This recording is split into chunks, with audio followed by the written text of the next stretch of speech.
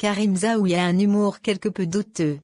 Il a été condamné à 3 ans de prison pour avoir voulu voler le bureau de poste de Flers en Escrebieux. Une simple blague selon lui. Dans la salle d'audience, la victime trifouille nerveusement un mouchoir en papier. Encore traumatisée par l'agression dont elle a été la proie 4 jours plus tôt.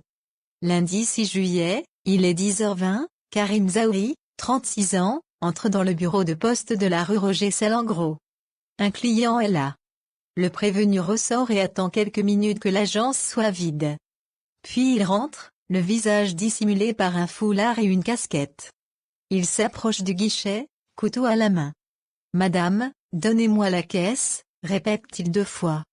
La postière, qui pense d'abord à une blague, croit reconnaître Zaouï. Sans doute déstabilisé, il finit par ranger son couteau, découvre son visage et s'en va. Sans aucun butin. Client à la banque postale, il est vite identifié, entre autres grâce aux images de vidéosurveillance. Pas de café, de l'avocat. Le prévenu, sorti de prison en avril, est bien connu de la justice avec 20 condamnations à son casier judiciaire. Le matin des faits, il avait consommé de l'alcool. J'ai fait un tiercé à 9h30. J'ai bu 1 ou 2 verres de vodka au comptoir du PMU.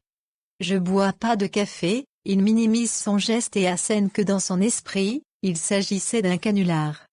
Si j'avais voulu faire un braquage, je serais rentré avec des gants et une arme.